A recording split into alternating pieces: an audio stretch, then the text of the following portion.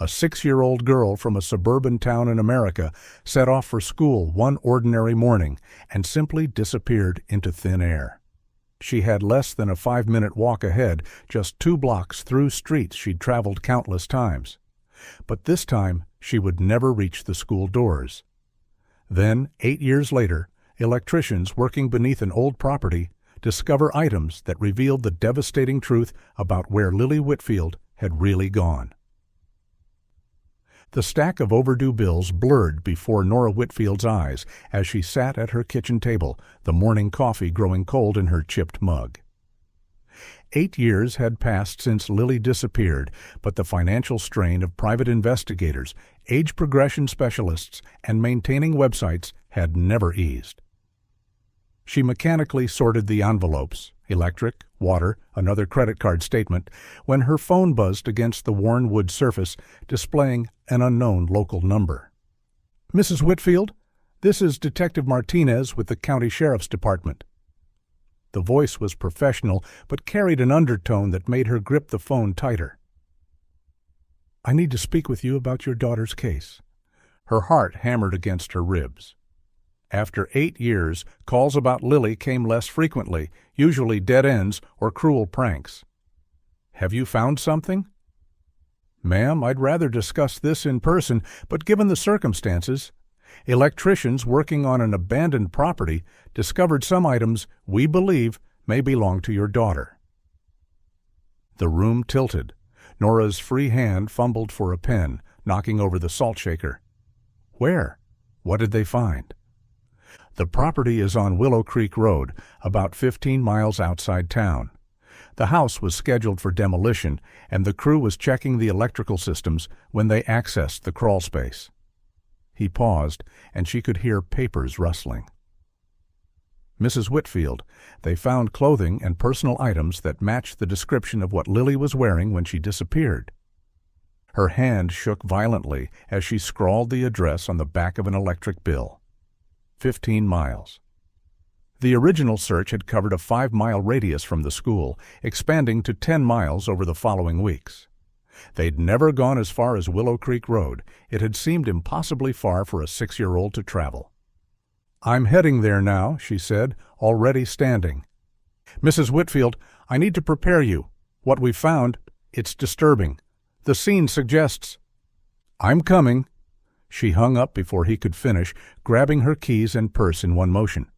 The drive stretched endlessly despite her speed. The route took her past familiar landmarks, the elementary school, the old water tower, the church where they'd held vigils, before venturing into areas she'd rarely traveled. The landscape shifted from suburban streets to rural farmland, then to stretches of undeveloped woodland. Her GPS counted down the miles as her mind raced through possibilities, each more terrible than the last.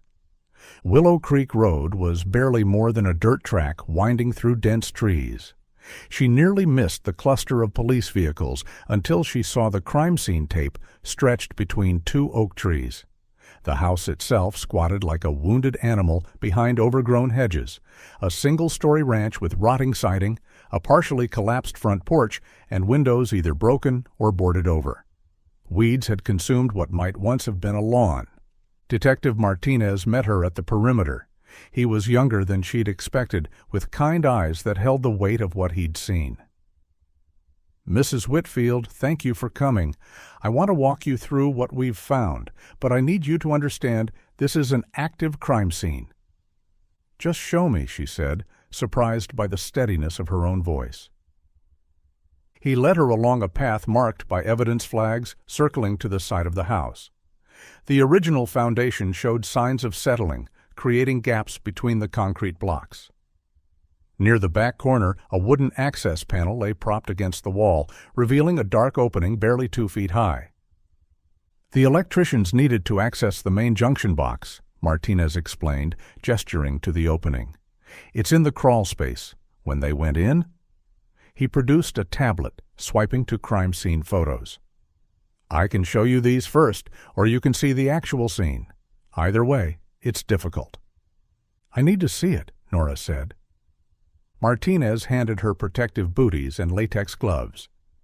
The forensics team has processed most of it, but we're still maintaining scene integrity. He crouched by the opening, powerful LED work lights illuminating the space beyond.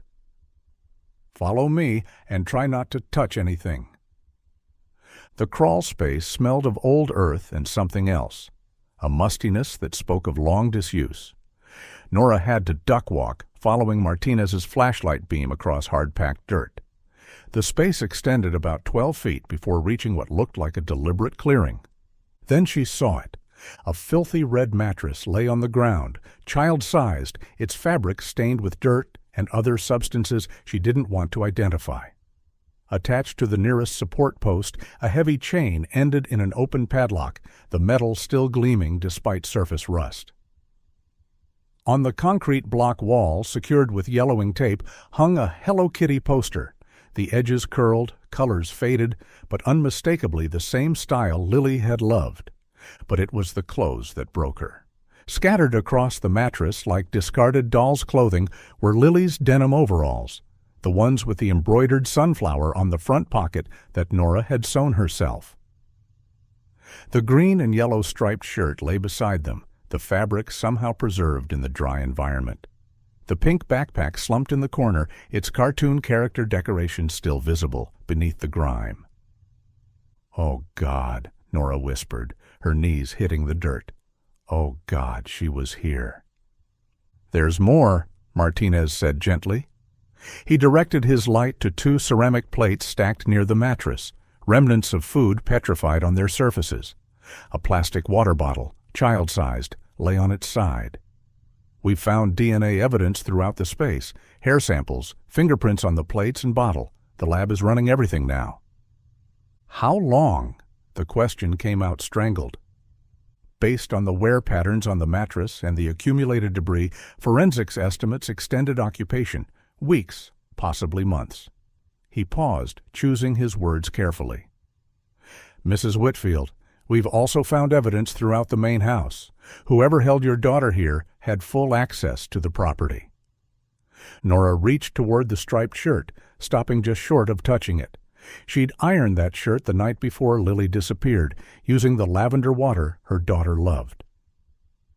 Some part of her mind registered Martinez explaining about the preservation conditions, how the crawlspace's consistent temperature and low humidity had prevented decay.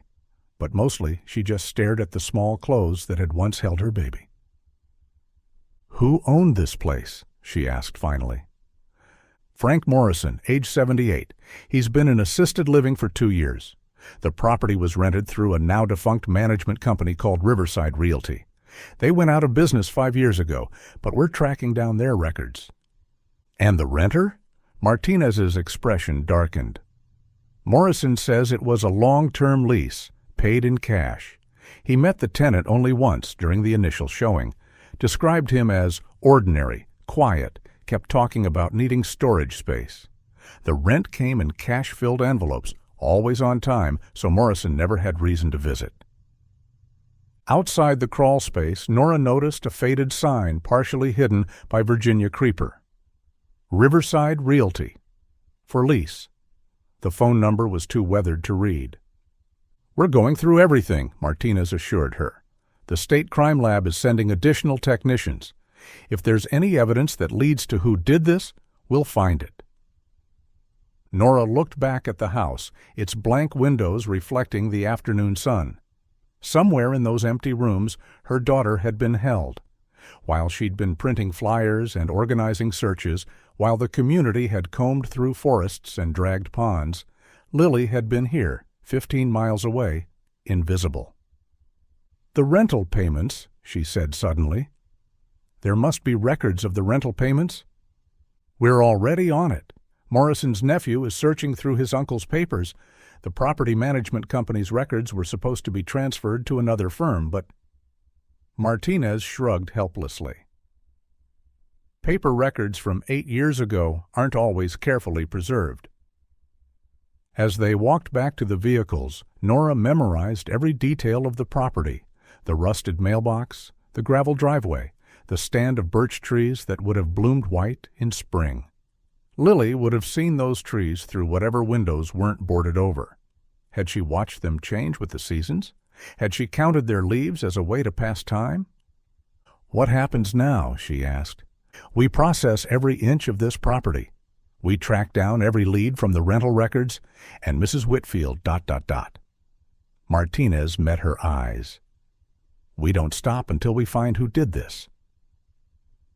Leaving the crime scene, Nora intended to drive straight home, but her hands seemed to have their own memory. Without conscious thought, she found herself turning onto Maple Street, following the route that had been seared into her mind 8 years ago. The old neighborhood looked both familiar and foreign, trees grown taller, houses repainted, driveways repaved. Where her small rental house once stood, a modern duplex now crowded the lot, its beige siding and twin garage doors erasing all traces of the home where Lily had eaten her Cheerios that last morning. She parked at the curb and sat for a moment, gripping the steering wheel. How many times had she made this drive in those first desperate weeks? 50? 100? Each time hoping to spot something missed, some clue that would lead to her daughter. Now, knowing Lily had been held captive while everyone searched, the familiar street felt like a mockery. Nora stepped out and began walking the route Lily would have taken. 2 blocks. That's all it had been. A 5-minute walk for a 6-year-old's short legs. She passed the Hendersons' house where Max the golden retriever used to bark hello through the fence. The fence was gone now, replaced by a low hedge. The big maple tree where Lily liked to collect helicopters' seeds had been cut down, leaving only a too-smooth patch of lawn. At the intersection of Maple and 3rd, she stopped. The crossing guard post still stood, its octagonal stop sign now automated with flashing LED lights. No need for a human presence anymore. Technology had replaced Harold Walsh's watchful eyes and warm smile.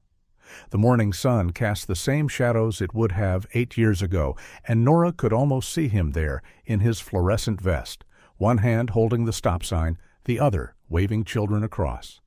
Harold had been there every morning for over a decade, she remembered. He knew every child's name, asked about soccer games and spelling tests, kept a pocket full of stickers for kindergartners brave enough to cross without their parents. The intersection felt hollow without him. At the corner, a small memorial marker caught her eye. The bronze plaque was weathered but clean, surrounded by fresh marigolds. In memory of Lily Whitfield, forever 6 years old. A laminated card tucked among the flowers bore familiar handwriting. Still praying for answers, Mrs. Chen. Nora's throat tightened. Even after 8 years, the old neighbor maintained this small shrine. She touched the marker gently, remembering how Harold had been inconsolable when he learned about Lily's disappearance. He'd blamed himself terribly for having that doctor's appointment, convinced that if he'd been at his post, Lily would have made it safely to school.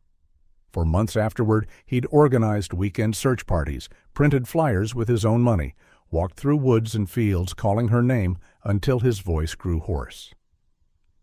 At the 1-year memorial service, he'd wept openly, apologizing to Nora over and over for not being there.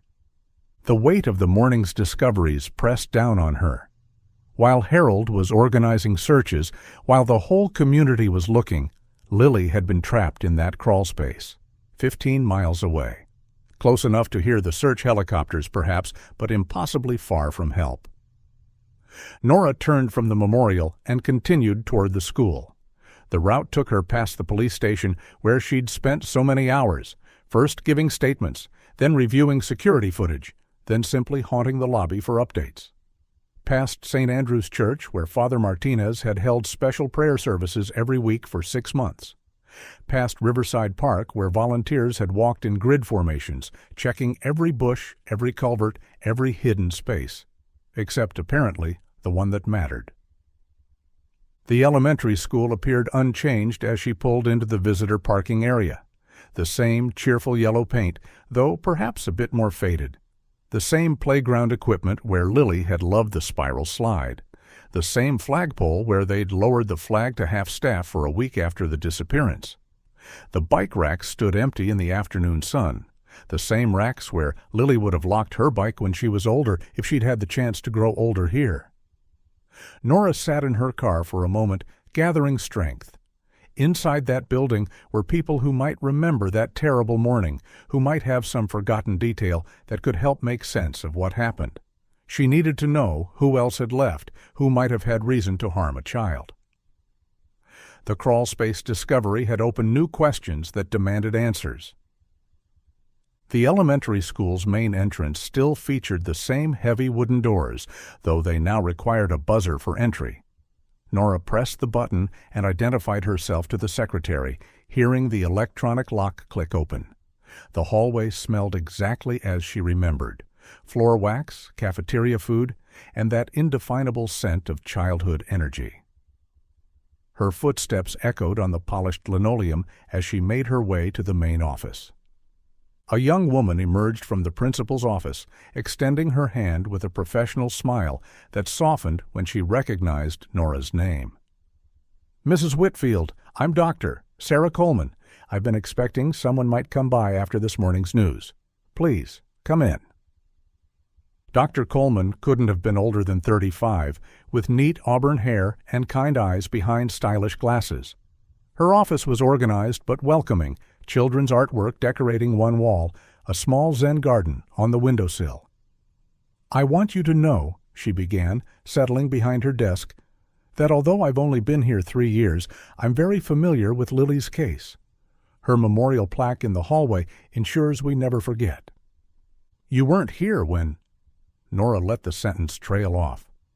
"No, I took over when Principal Morrison retired, but I've read all the files, and the staff who were here have shared their memories. It affected everyone deeply." She turned to her computer. "I understand you might want to know about staff members from that time. I can access our employment records. The district digitized everything 5 years ago." Her fingers flew across the keyboard, pulling up spreadsheets and personnel files. "This might be helpful. I'm showing 12 employees who left within 2 years of Lily's disappearance." She angled the monitor so Nora could see. 3 teachers took early retirement: Mrs. Gonzalez, Mr. Peterson, and Miss Kumar. 2 transferred to other districts.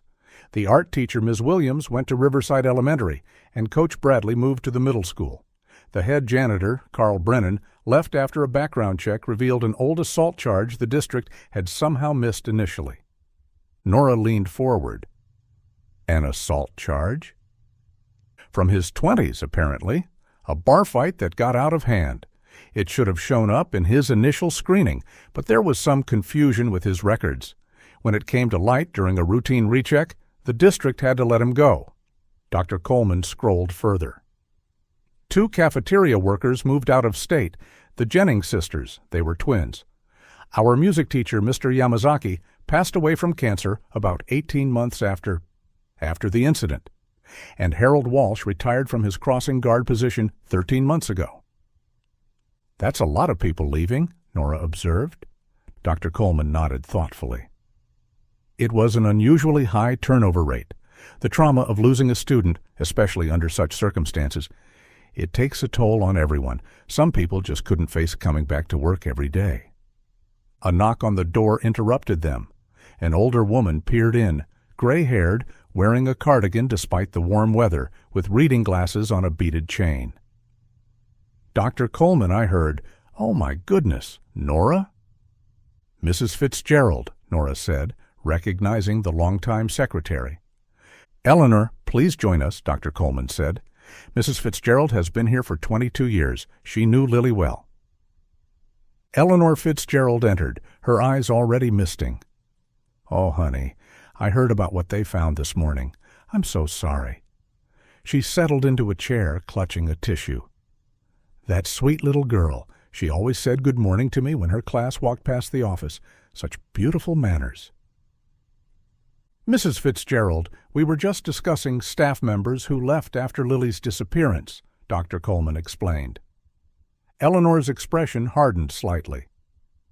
"The police interviewed everyone extensively back then. They were particularly interested in Carl Brennan once that assault charge came to light. Spent hours with him."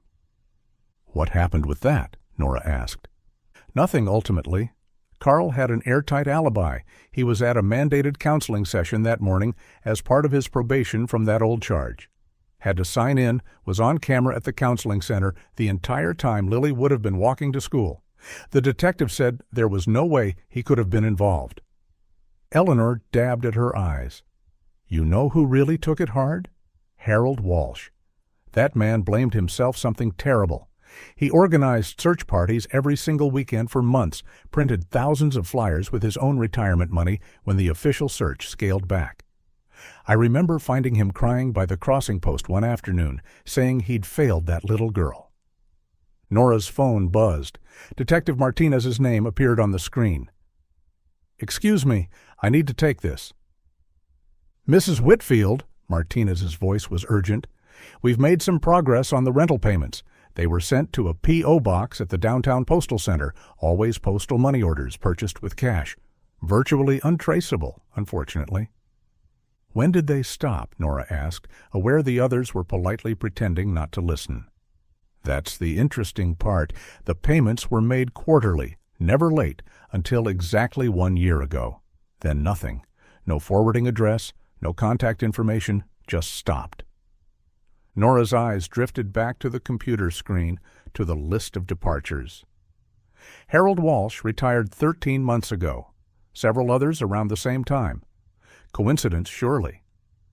She was seeing patterns where none existed, her desperate mind trying to force connections. "Thank you, Detective. Keep me updated." She ended the call and looked at the expectant faces. They're tracing the rental payments. Dead end so far. Dr. Coleman leaned forward. "Mrs. Whitfield, I'd be happy to reach out to some of our retired teachers if you think it would help. Sometimes people remember things years later that didn't seem significant at the time." "That's kind of you," Nora said, suddenly exhausted. Let me process everything first. This has been a lot to take in." Eleanor reached over and squeezed her hand. "We're here if you need anything. The whole school community never stopped caring about Lily." Nora thanked them and made her way back through the hallways.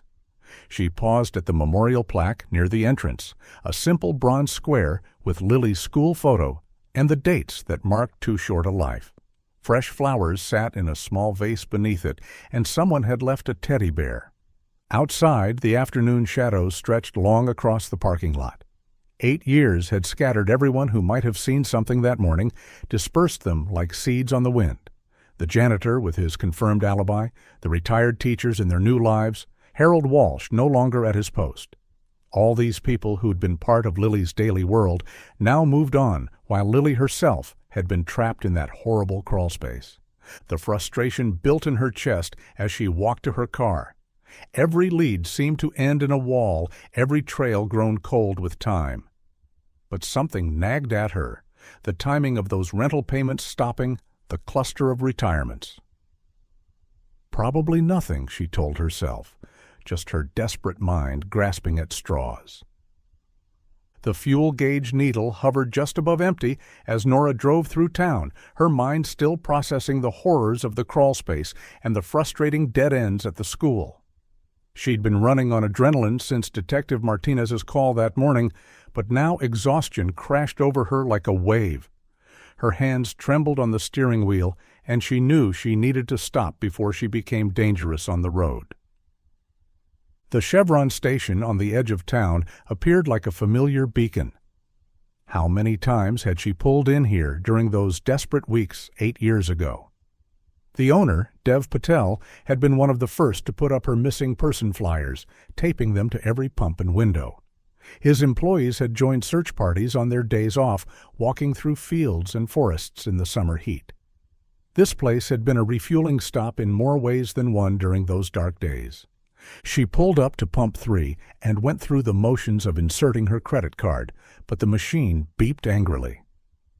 "See cashier?" the screen demanded. Of course, nothing could be simple today. Leaving the nozzle in her tank, she trudged toward the store entrance. The familiar bell chimed overhead as she pushed open the glass door. The same faded linoleum, the same humming refrigerator cases, the same rack of air fresheners by the register. Even the smell was unchanged, a mixture of coffee, industrial cleaner, and gasoline fumes. 2 customers stood in line ahead of her, and she mindlessly studied the candy display while waiting. The man at the counter was purchasing an odd assortment, a pint of strawberry ice cream, a small propane canister, and a pack of D batteries. His voice, when he thanked the cashier, sent a jolt of recognition through her. That gentle cadence, the slight whistle on his S, sounds from ill-fitting dentures. Harold Walsh. He'd aged in the year since she'd last seen him. His shoulders curved inward more pronouncedly, and his thick white hair had thinned to wisps, combed carefully over his scalp. The fluorescent lights cast deep shadows under his eyes, and his crossing guard's confident posture had given way to the cautious movements of the elderly. As he turned from the counter, receipt in hand, his pale blue eyes met hers. They widened with recognition, and his weathered face creased into that familiar sad smile that she'd seen so often during the searches. "Nora," he said softly, shifting his purchases to one arm. "I heard about what they found this morning. I'm so sorry." The genuine pain in his voice made her throat constrict. Here was someone who'd truly cared, who'd walked miles searching for Lily, who'd wept at the memorial services. "Harold," she managed, "I heard you retired. How are you doing?" He glanced toward the parking lot where she now noticed an old Winnebago parked at the far pump. The RV had seen better days. Rust spotted its cream-colored sides, and duct tape patched one window. "Getting by. Been doing some traveling with my niece." He paused, adjusting his grip on the ice cream. "Well, adopted niece, really. Her parents passed when she was young, so I took her in. Seemed the Christian thing to do." Through the open door of the camper, Nora could see movement. A girl, maybe 14, sat at the small dinette table, visible through the side window. Long blonde hair pulled back in a ponytail, a rounder face than Lily would have, wearing a faded blue t-shirt. The girl was focused on something, a book perhaps, absently licking an ice cream spoon. "That's wonderful of you," Nora said, meaning it. After losing his wife to cancer decades ago, Harold had never remarried. She'd assumed he was alone in his retirement. Taking in a child at your age, that's quite a commitment.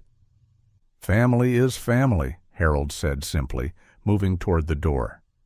Nora followed, oddly comforted by this unexpected encounter with someone who'd shared her loss. "I'd love to meet her," Nora said as they stepped into the afternoon heat. "It's nice to think of you having company after everything." She trailed off, walking alongside him toward the Winnebago. The change was instant and jarring. Harold's shuffling gait suddenly quickened. His shoulders went rigid, and he stepped sideways, putting himself between Nora and the camper. "She's very shy with strangers," he said, his previous warmth evaporating like morning dew. "We really need to get going. Long drive ahead." "Oh, I didn't mean to intrude," Nora said, taken aback by his sudden coldness. "I just thought—" "Sarah, get away from the door!" Harold called sharply, practically jogging the remaining distance to the RV. The girl looked up, confused, and in that brief moment, Nora's breath caught. The freckles. Even from 20 feet away, even in the shadow of the camper, that distinctive pattern was visible. A perfect triangle of 3 freckles on the bridge of her nose, with 2 smaller ones forming a line below. Not scattered randomly like most children's freckles, but a specific constellation that Nora had kissed goodnight thousands of times. Harold was already at the camper, yanking the door shut with a bang that made the girl jump. Through the window, Nora saw her mouth move, asking a question perhaps, before Harold's hand pressed her away from the glass. He climbed into the driver's seat without a backward glance, starting the engine with a roar of black exhaust.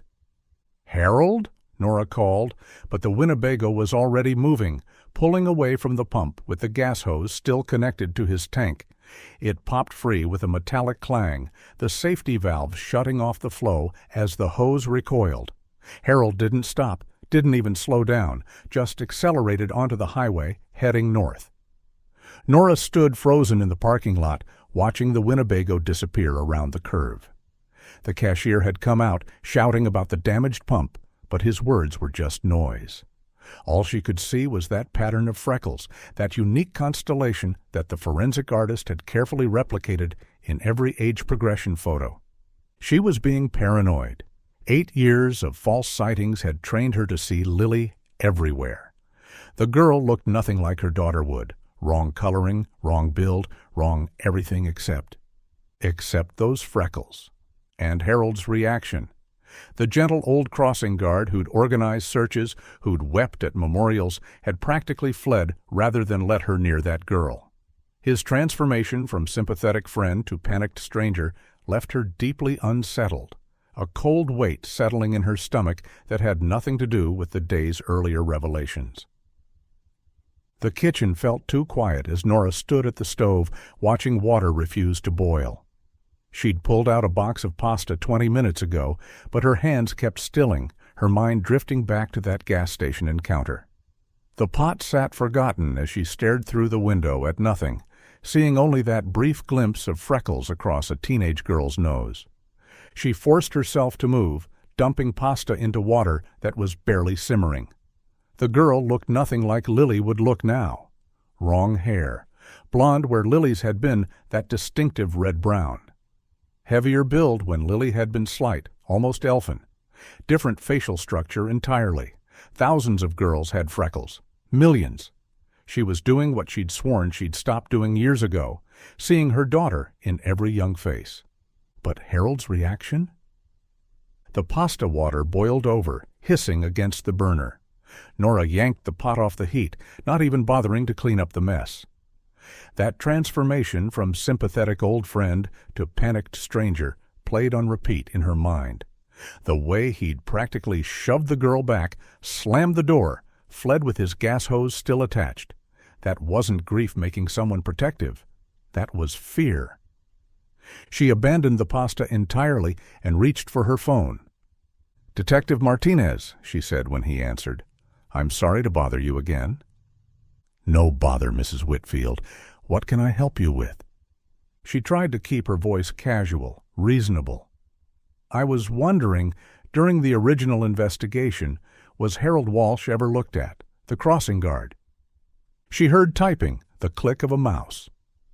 "Let me pull up the old files. Harold Walsh, age 70 at the time. Yes, he was interviewed along with all school personnel. Clean background check. No criminal history, not even a parking ticket. 30-year reputation as a devoted school employee. Says here he was devastated by the disappearance, organized multiple search parties." More clicking. "Is there a reason you're asking about him specifically?" Nora hesitated. How could she explain a feeling, a pattern of freckles, a moment of strange behavior? "I ran into him at the gas station today. He has custody of a young girl now. Adopted niece," he said. "He just seemed oddly defensive when I tried to meet her. Practically ran away." Martinez's voice carried gentle understanding. "Mrs. Whitfield, I know today has been incredibly difficult. Finding that crawlspace, reliving everything, it's natural that you're seeing things through a different lens. Grief and trauma affect everyone differently. Many people who were involved in Lily's case became extremely protective of children afterward. It's a common response." "You're right," Nora said, feeling foolish. "I'm sorry. It's been a long day." "Nothing to apologize for. We're following every lead from the rental house. If anything concrete comes up, you'll be my first call." After hanging up, Nora found herself at her laptop, typing Harold's name into the search bar. The results were sparse. No Facebook profile, no LinkedIn, no social media presence at all. Just scattered mentions in archived school newsletters. Crossing guard Harold Walsh celebrates 25 years of service. Walsh receives Community Safety Award. Photos showed a younger man with thick white hair and kind eyes, always surrounded by children. She nearly closed the browser when a newer result caught her eye. An article from the Pine Creek Gazette, dated 13 months ago. Pine Creek RV Park celebrates 20 years. She clicked through to find a fluff piece about the park's anniversary, featuring profiles of various residents. There, halfway down the page, was a photograph of Harold standing beside his Winnebago, the same battered vehicle she'd seen today.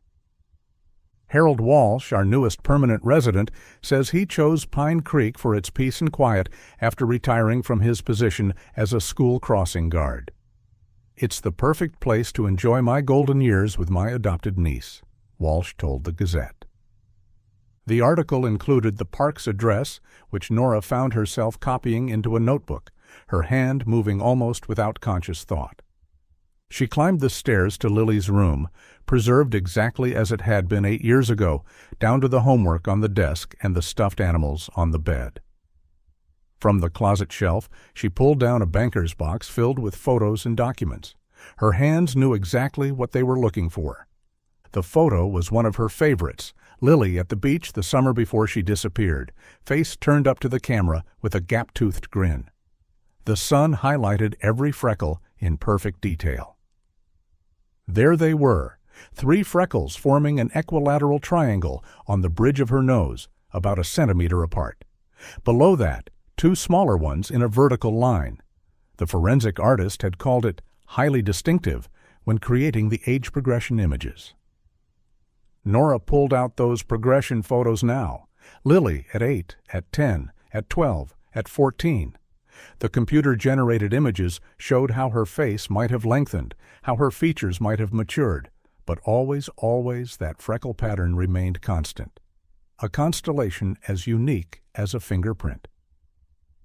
She set the 14-year-old progression next to the beach photo. If she imagined the hair blonde instead of auburn added some weight to the cheeks, Number She was torturing herself with impossibilities. Harold Walsh had been a fixture at that crossing for decades. He'd helped hundreds of children safely to school. He'd wept at Lily's memorial, spent his retirement savings on search flyers. The girl was his adopted niece, just as he'd said. The freckles were coincidence, nothing more. But as Nora closed the photo box, her eyes drifted to the notebook where she'd written the Pine Creek RV Park address. Just to put her mind at ease, she told herself, just to prove she was being paranoid. She'd drive by tomorrow, see the girl clearly in daylight, confirm she looked nothing like Lily, and put this delusion to rest. The pasta pot still sat on the stove, contents congealed into an inedible mass. Nora dumped it in the trash and went to bed hungry, the Pine Creek address burning in her mind like a brand. Sleep had been impossible. Nora had lain in bed staring at the ceiling, seeing that constellation of freckles every time she closed her eyes. By 4 a.m, she gave up pretending and made coffee, sitting at the kitchen table with the Pine Creek RV Park address circled in her notebook. By 5:30, she was in her car, telling herself she was just going for a drive to clear her head. The RV park sat on the outskirts of town, where development gave way to pine forest. A modest sign marked the entrance. Pine Creek RV Park. Weekly, monthly, yearly rates available. The early morning sun cast long shadows across neat rows of recreational vehicles, from massive luxury motorhomes to modest travel trailers. A few early risers walked small dogs or sat under awnings with coffee cups. The office was a double-wide trailer with flower boxes under the windows. A bell chimed as Nora entered, and a woman in her 50s looked up from a crossword puzzle. Her name tag read Deb Manager, and her face lit up at the prospect of a potential customer. "Good morning. How can I help you today?" "I'm interested in monthly rates," Nora said, surprising herself with how easily the lie came. "For a small RV, I'm going through a transition." "Oh, honey, aren't we all?" Deb said warmly, pulling out a colorful brochure. "We've got several spots available. Let me show you around. I always say you can't get a feel for a place without walking it." They strolled down the main path, gravel crunching under their feet. Deb kept up a steady stream of chatter, pointing out amenities: the laundry facility, the communal fire pit, the shower house for folks with smaller rigs. She introduced passing residents with the ease of someone who knew everyone's business. "That's Robert in Space 12, retired Navy. Makes the best barbecue you've ever tasted. The Hendersons in Space 20 just had their first grandchild. They're over the moon. And way down at the end there, Space 38, that's Harold Walsh. Keeps to himself, mostly." Nora's pulse quickened. "Seems like a nice mix of people." "Oh, it is. Harold's a quiet one, though. Keeps odd hours, often gone during the day. Sweet girl he's got with him. They've been here about a year now." Deb lowered her voice conspiratorially. "He homeschools her. Says the regular schools don't challenge her enough. Must be true. I've seen her reading college-level textbooks." "That's dedicated. Homeschooling at his age," Nora observed. "Family is everything," Deb said, echoing Harold's own words from yesterday. "Well, I'll let you wander around, get a feel for the place. Just stop back at the office before you go, and we can talk specifics about rates and availability."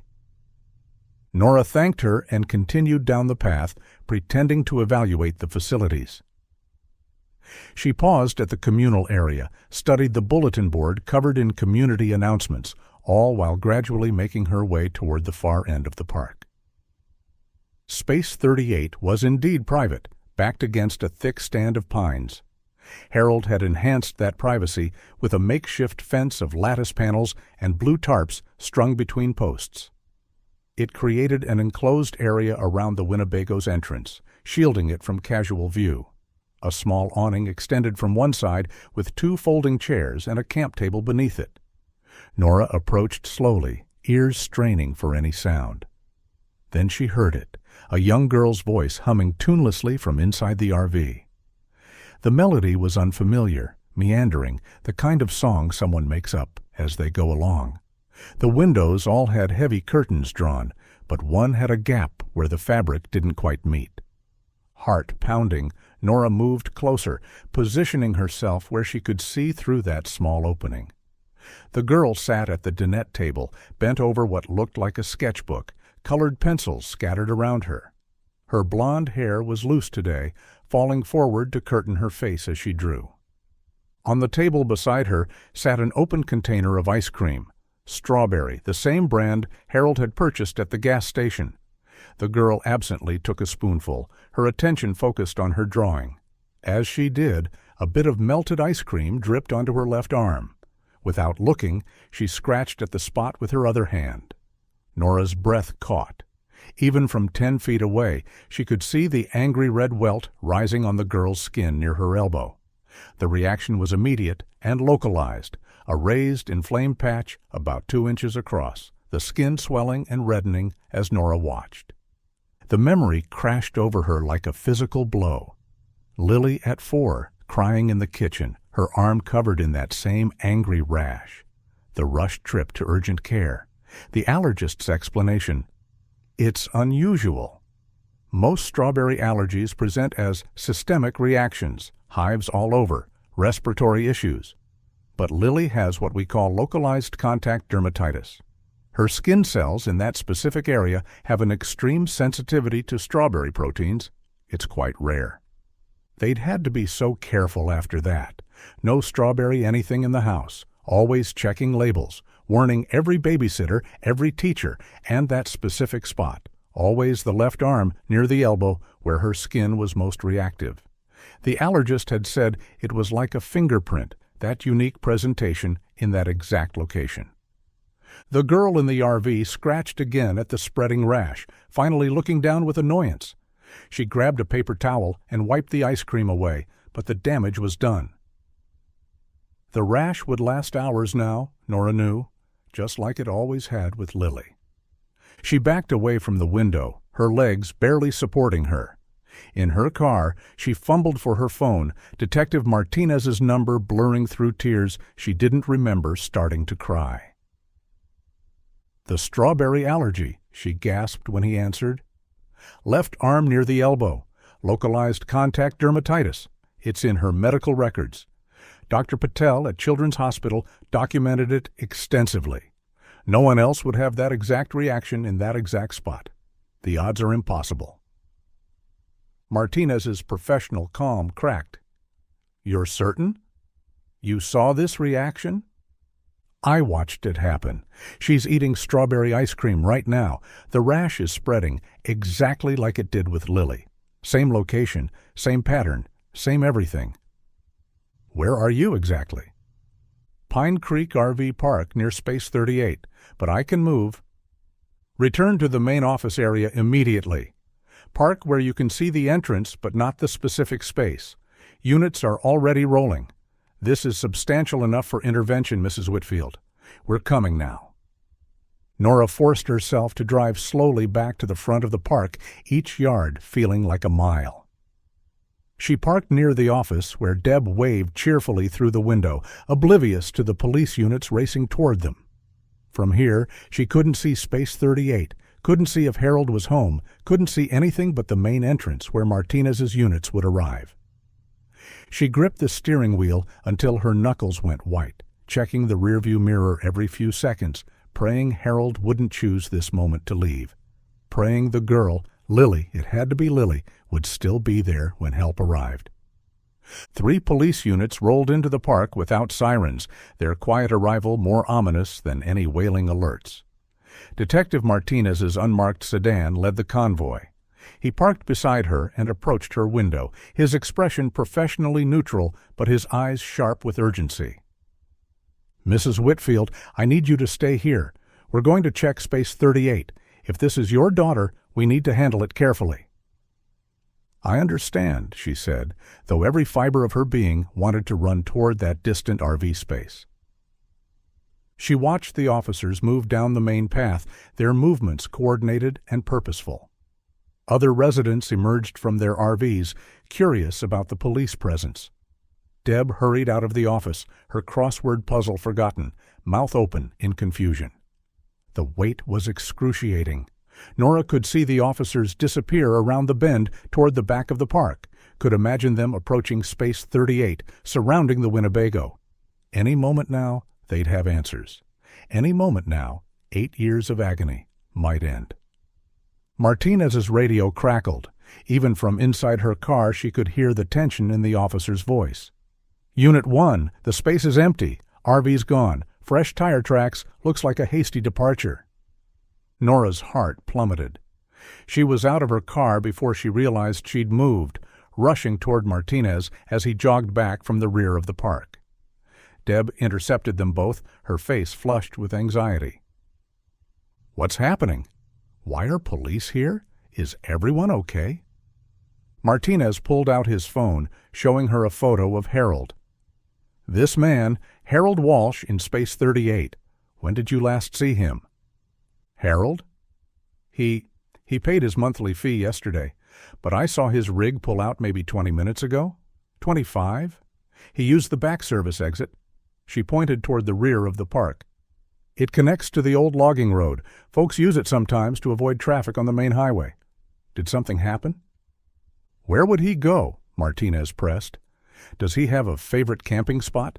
Somewhere isolated?" Deb's hands fluttered nervously. "He mentioned, yesterday when he paid, he said something about his favorite spot near Cedar Creek. Said he was thinking of taking his niece camping for her birthday.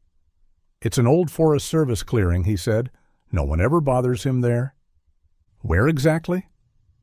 "Forest Service Road 47, about 12 miles up the mountain, past the old fire tower. It's pretty remote. No cell service, nothing up there but trees and the creek." Her voice rose with worry. "Is the girl okay? Is Sarah okay?" Martinez was already moving, barking orders into his radio. Roadblocks on the highways, units to Forest Service Road 47. All available backup to converge on the mountain. He turned to Nora, his expression stern. "You need to stay here. This could be dangerous." But Nora was already backing toward her car. "That's my daughter up there." "Mrs. Whitfield." She was in her car and following the convoy before he could finish his protest. If Martinez radioed for someone to stop her, she didn't know. All she knew was that Lily was 12 miles up a mountain with a man who'd stolen 8 years of their lives. The police units ahead maintained steady speed on the winding mountain road. Dense pine forests pressed in on both sides, the morning sun barely penetrating the canopy. The road switched back and forth, gaining elevation with each turn. Nora's car strained on the steeper sections, but she kept pace, her hands steady on the wheel despite the trembling in her chest. 10 miles. 11. The abandoned fire tower appeared through the trees, its skeletal frame rusty with age. 12 miles. The lead unit's brake lights flared, and Martinez's voice crackled over someone's radio loud enough for her to hear. Winnebago spotted.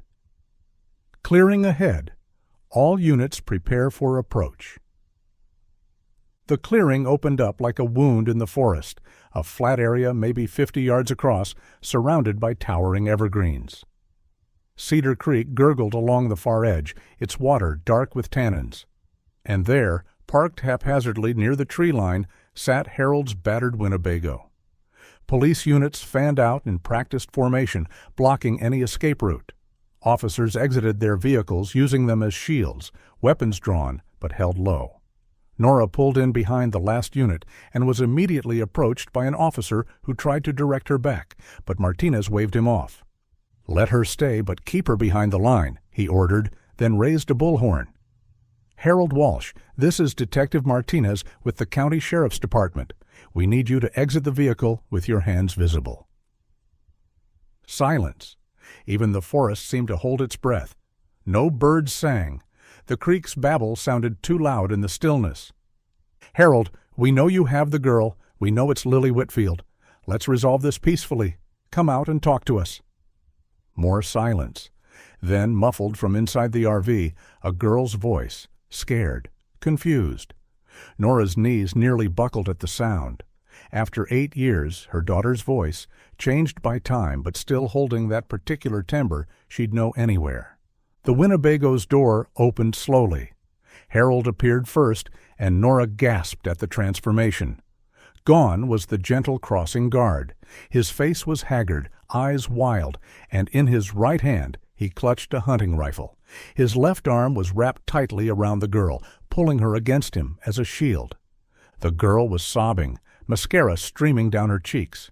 When had Lily started wearing makeup? She looked exactly as Nora had imagined, and nothing like she'd expected. The blonde hair threw her, as did the fuller figure, but those freckles were unmistakable, even from across the clearing. "Grandpa, what's happening?" the girl cried. "Why are there police?" "What did we do?" "Shh, Sarah, it's okay," Harold said, his voice cracking. Then louder, to the officers, "You don't understand. I saved her. Her parents, they didn't deserve her, letting a 6-year-old walk to school alone in this world. I gave her everything. I taught her everything. She's my daughter now." "Harold," Martinez's voice through the bullhorn was steady, calm. "No one wants anyone to get hurt. Put the weapon down and let's talk." "There's nothing to talk about." Harold's voice rose to nearly a scream. 8 years. 8 years I've been her family. I'm all she knows. You can't just take her away." Somewhere to Nora's left, an officer's radio crackled with static. The sharp sound made Harold jerk toward it, the rifle barrel swinging momentarily away from the girl's temple. In that split second of distraction, the girl must have felt his grip loosen. With the instinct of a trapped animal, she wrenched free and ran. Her blonde ponytail streamed behind her as she sprinted toward the police line, toward safety, toward a mother she didn't remember. For one heart-stopping moment, Harold swung the rifle toward her retreating form. Nora screamed, the sound ripping from her throat. Officers shouted commands. The girl kept running, stumbling on the uneven ground, but not stopping. Then Harold's face crumpled. As officers moved in from their positions, he turned the rifle toward himself, placing the barrel under his chin. 2 officers who had positioned themselves closest, Nora hadn't even noticed them creeping forward, rushed him with tasers. The electrical charge hit him before his finger found the trigger. Harold convulsed and collapsed, the rifle falling harmlessly to the pine needle-covered ground. The officers were on him in seconds, kicking the weapon away, securing his hands behind his back while he sobbed incoherently into the earth. The girl had reached the police line but stood frozen, watching the takedown with horror. When Nora broke past the officers, calling, "Lily!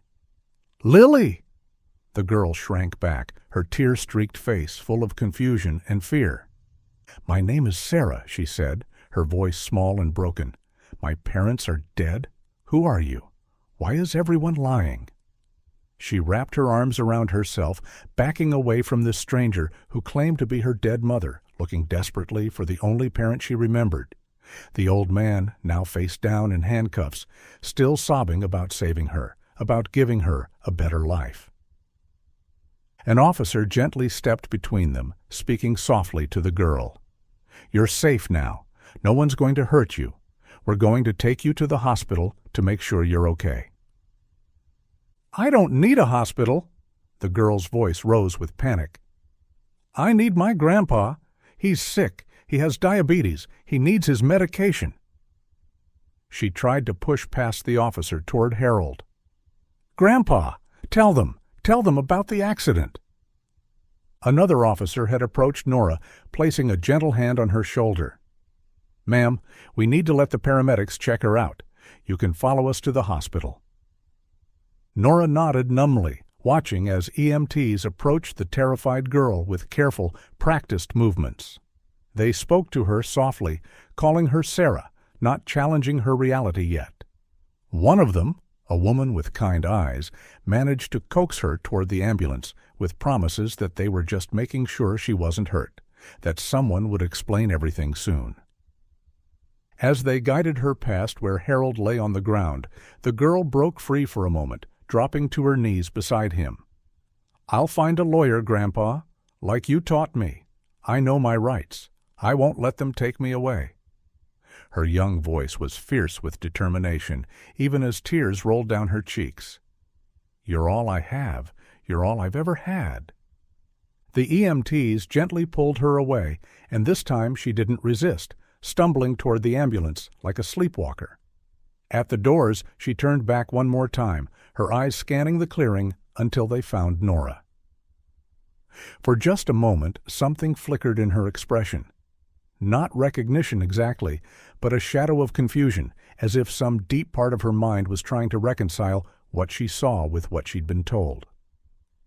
Then the moment passed, and her face hardened again. "My mother is dead," she stated flatly, climbing into the ambulance. "Whoever you are, my mother is dead."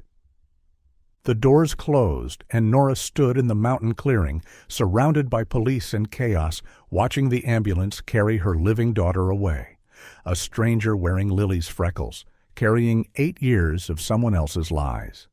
The hospital's pediatric ward smelled of disinfectant and floor wax, institutional scents that brought back memories of Lily's birth 14 years ago. But the girl in the examination room bore little resemblance to the child Nora remembered. She sat rigid on the hospital bed, arms crossed defensively, her blonde hair tangled, and her face set in stubborn denial. "I want to see my grandpa," Lily said for the 10th time, her voice rising. "You can't keep me here. I know my rights. He taught me about false imprisonment." The nurse adjusting her IV looked helplessly at Nora, who stood frozen by the door, afraid to move closer and trigger another outburst. The first time she'd approached, Lily had screamed and thrown a water pitcher. "Sweetheart," the nurse tried again, "you're safe here. We just need to—" "My name is Sarah." Lily's eyes flashed with anger. "Sarah Walsh. My parents died in a car accident when I was 6. June 15th, interstate pileup. 3 cars. Instant." She recited the words like a mantra, her fingers twisting the hospital blanket. "Grandpa showed me the newspaper articles. He kept them in a folder so I wouldn't forget them." Nora's heart shattered with each word. The fabrication was so detailed, so thoroughly constructed. "Lily, please." "Stop calling me that," the girl's voice cracked. "My mom is dead. Dead. Why is this woman lying? Why won't anyone tell me the truth?" She turned pleading eyes to the nurse. "Please, I need my grandpa. He's all I have. He's probably so worried." When Nora stepped forward instinctively, Lily became hysterical. She ripped the IV from her arm, blood spotting the white sheets, and lunged for the door. It took 2 orderlies to gently restrain her while the doctor administered a mild sedative. "I want to go home," Lily sobbed as the medication took effect. "Please, I want my grandpa. We were going camping for my birthday. He promised." 20 miles away, in a gray interrogation room at the county police station, Harold Walsh sat across from Detective Martinez. The old man looked smaller without his crossing guard authority, his shoulders curved inward, hands cuffed to the table. His confession came in fits and starts, punctuated by justifications and tears. "My wife died 30 years ago," he began, his voice barely above a whisper. "She was pregnant. I lost them both to cancer. The loneliness, you can't understand what 30 years of it does to a person." Martinez remained silent, letting him talk. "I watched those children every morning for decades, watched parents who didn't appreciate what they had. That morning, seeing little Lily walking alone again." His face contorted. Something just snapped. I'd already called in sick. I'd been thinking about it for weeks, how unsafe it was. A 6-year-old walking alone.